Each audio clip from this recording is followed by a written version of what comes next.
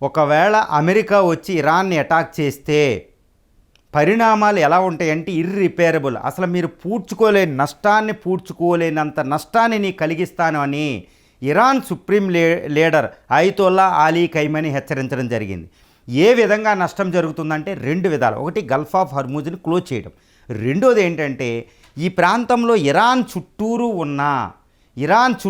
ఉన్న ఈ American బేసెస్ని attack చేయడం. ఏ విధంగా ఉన్నాయి అమెరికా ఎయిర్ బేసెస్ అంటే, ఇరాన్ చుట్టుపక్కల మీకు ఆర్మీ ఉంటుంది, అమెరికా యొక్క ఆర్మీ ఉంటుంది. ఎంత ఉంటుందంటే 52,000 army, US forces, marine corps అని ఎక్సెట్రా 55,000 ఫోర్సెస్ అక్కడ ఉండడం జరిగిందనమాట. ఇప్పుడు చూడండి, ఈ 55,000 ఫోర్సెస్ ఎక్కడ ఉంటుందంటే, ఇక్కడ టర్కీ నుండి ఇటు ఆఫ్ఘనిస్తాన్ వరకు, సెంట్రల్ ఏషియా ఉజ్బెకిస్తాన్ నుండి ఇక్కడ జిబౌటి అనే దాని వరకే మొత్తం ఎయిర్ బేసెస్ ఎన్ని ఉన్నాయో చూడండి.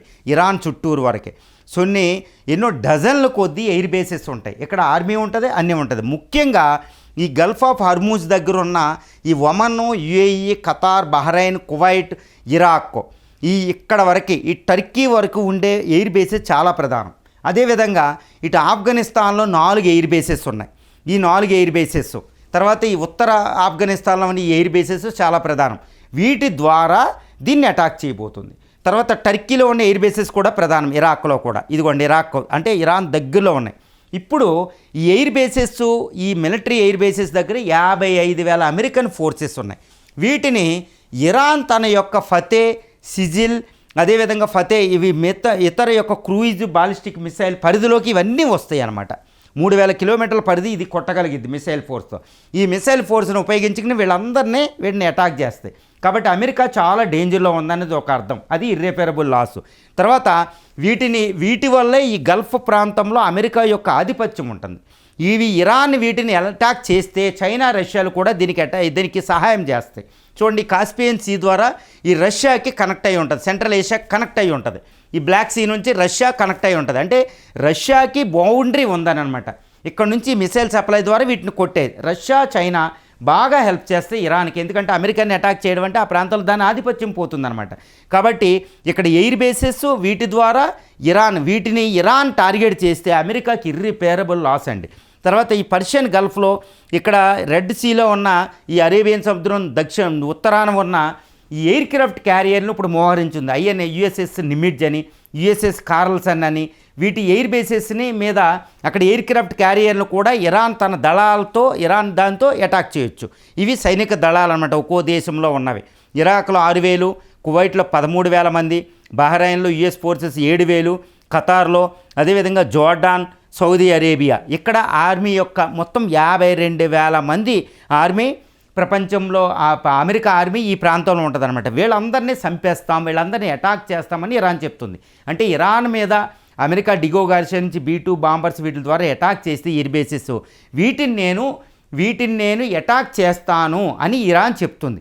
నిజంగా అమెరికా భయపడుతుందంటే అమెరికా భయపడుతుందండి. ఎందుకంటే అమెరికా ఆధిపత్యం 1902వ ప్రపంచ యుద్ధం తర్వాత ఈ ప్రాంతంలో ఉండడానికి కారణమైన ఈ ఎయిర్ బేసెస్ని, ఆర్మీ బేసెస్ని, మిలిటరీ బేసెస్ని ఇరాన్ కానీ అటాక్ చేస్తే అది ఆ అమెరికా యొక్క సౌధం కదులుతుందన్నమాట. అంటే ఏంటి, అమెరికా ఇరాన్ మీద అటాక్ చేయాలంటే వీటిని రక్షించుకుంటూనే ఇరాన్ని ఒక్క దెబ్బతో ఒక షాట్తో ఇరాన్ యొక్క అన్ని నవనాడులు కదిలి ఇంకా కదలకుండా స్థితికి రావాలి. కానీ ఇరాన్ దగ్గర ఏంటంటే underground, Iran is not a simple country. దాని ద్వారా ఎక్కువ ఉన్నాయి. ఇప్పుడు ఇజ్రాయెల్ సర్వనాశనం చేసి పెడుతుంది లాస్ట్ 7-8 రోజులు. అయినప్పటికీ ఇరాన్ తన మిసైల్ పవర్ని వీటిని రక్షించుకుంటుంది. దాని దగ్గర హైపర్సోనిక్ మిసైల్స్ ఉంది, అవి రాడార్కి దొరకవు. యుఎస్లో ఉన్న యారో 3 అని, అదేవిధంగా పెట్రోయిటిక్ మిసైల్ సిస్టమ్, ఎయిర్ డిఫెన్స్ సిస్టమ్కి అవి లొంగేలే లేవు హైపర్సోనిక్ మిసైల్స్, ఇది ఫతే, సిజిల్ అనేవి. కాబట్టి ఈ మిసైల్ ద్వారా ఈ అటాక్ చేస్తే ఇది మాత్రం ఇరాన్ను ఇర్రిపేరబుల్ లాస్ ట్రంప్కి కలిగించే అవకాశాలు పుష్కలంగా ఉన్నాయనేది మనకి అర్థమవుతుంది. అంటే ఇరాన్ ద్వారా కొంత నష్టాన్ని భరిస్తూనే ఇజ్రాయెలు, అమెరికా కలిసి ఇరాన్ పక్కా ఓడించగలుగుతాయి. కానీ ఇరాన్ అటాకింగ్లో అక్కడ యుఎస్ఎస్ ఆర్మీలో చాలామంది చనిపోవడం, చాలా బిలియన్స్ ఆఫ్ డాలర్స్ లాస్ జరగడం అనేది ఇక్కడ మనకి తెలుసుకోవచ్చు. తర్వాత యుఎస్ బేస్ని ఏంటంటే ఇరాన్ ఒక్కటే కదండి, ఇరాన్ యొక్క ఫ్రాక్జీస్ అంటారు, ఇరాన్ అనుచర గణం ఒకటి తయారు చేసింది. అదేంటంటే లిబియాలో, లెబనాన్లో ఉన్న హిజ్బుల్లా, తర్వాత హమాస్ పాలస్తీనాలో, హౌతీస్ యెమెన్లో వీళ్ళు కూడా అటాక్ చేసే అవకాశం ఉంది. తర్వాత ఈ మ్యాప్ చూస్తే మీకు ఏమర్థమవుతుందంటే ఈ ఇరాన్ చుట్టూరు ఉంటే ఏంటంటే ఇవి రష్యన్ ఎయిర్ బేసెస్ కూడా ఉన్నాయి. సిరియా ఈ ప్రాంతాల్లో రష్యన్ ఎయిర్ బేసెస్ కూడా ఉన్నాయి. ఇక్కడ మెడిటరేనియన్ సీలో, బ్లాక్ సీలో ఈ రష్యాకి దగ్గరలో ఉంటాయి. అదేవిధంగా చైనా ఎయిర్ బేసెస్ ఇక్కడ జిబౌటి దగ్గర ఉంటాయండి. వీటిని ఈ ఇరాన్ వెళ్ళి అటాక్ చేస్తే అమెరికా కూడా వాటిని కలిగే అవకాశం ఉంది. ఎందుకంటే వాటి ద్వారా ఇరాన్కి హెల్ప్ వెళ్తూ ఉంటుంది. అంటే అది మూడో ప్రపంచ యుద్ధానికి దారితీస్తుంది అనమాట.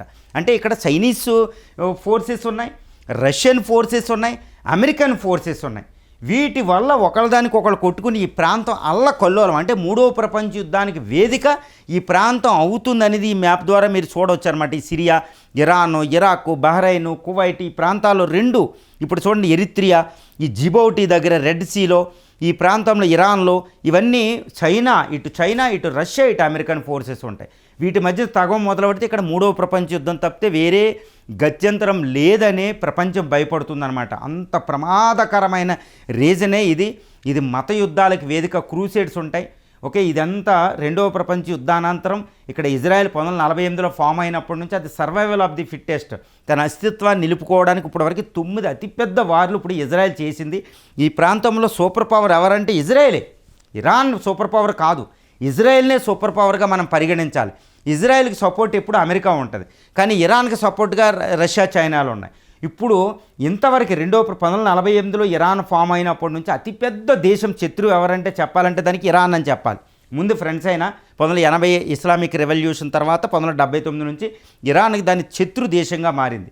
ఇప్పుడు ఇరాన్, ఇజ్రాయెల్ అనేవి 1980 తర్వాత మొట్టమొదటిగా ఒకదానికొకటి ఢీకొంటున్నాయి. కాబట్టి ఇరాన్ తరపున దేశాలు, ఇటు ఇజ్రాయెల్ తరపున దేశాలు, ముఖ్యంగా ఏంటి వెస్టర్న్ కంట్రీస్, అమెరికా ఒక పక్షాన ఈ రెండిట్ల మధ్యన పోరాడితే అది మూడవ ప్రపంచ యుద్ధం. కాబట్టి ఈ వేదికలో అమెరికన్ ఎయిర్ బేసెస్ అయిన 52,000 ఫోర్స్ని ఇరాన్ ఎలా అటాక్ చేస్తుంది, ఇరాన్ని అటాక్ చేసే దాడిని ఎలా తట్టుకోవడానికి అమెరికా దగ్గర వ్యూహం ఉంది, ఇజ్రాయెల్ దగ్గర వ్యూహం ఉంది అనే దాని మీద ఆధారపడి అమెరికా, ఇజ్రాయెల్ గెలుపు ఫైనల్గా మనకు వచ్చేది ఏంటంటే అమెరికా, ఇజ్రాయెల్ గెలుపు ఉంటుంది, కానీ చాలా నష్టపోతుంది. కానీ ఇంకోటి, ఈ గెలుపు తథ్యం అవ్వాలంటే అటు చైనా, రష్యాలని కట్టడి చేయాలి. చైనా, రష్యాని కట్టడి చేయకపోతే మాత్రం అది మూడో ప్రపంచ యుద్ధం. ఇంకా అది మొదలైందంటే అది స్పైరలింగ్ అయిపోయి ఒకటి దాని తర్వాత స్ప్రెడ్ అయిపోయి థర్డ్ వరల్డ్ వార్ వస్తుంది. తర్వాత ప్రపంచంలో ఉన్న అన్ని దేశాలు ఇక్కడ ఇన్వాల్వ్ అవ్వని పరిస్థితి వస్తే పాకిస్తాన్ అని, చైనా అని అన్నీ ఇన్వాల్వ్ అయినాయి అనుకోండి, ఇండియా కూడా ఇంటర్వెన్ అవ్వాల్సిన పరిస్థితి వస్తుందా? ఎందుకంటే పాకిస్తాన్ మనలో వదలదు. సో ఈ విధంగా గల్ఫ్ రీజన్లో అనేది అమెరికా ఆధిపత్యం ఉన్నంత వరకే అది ప్రపంచ సౌభాగ్యం.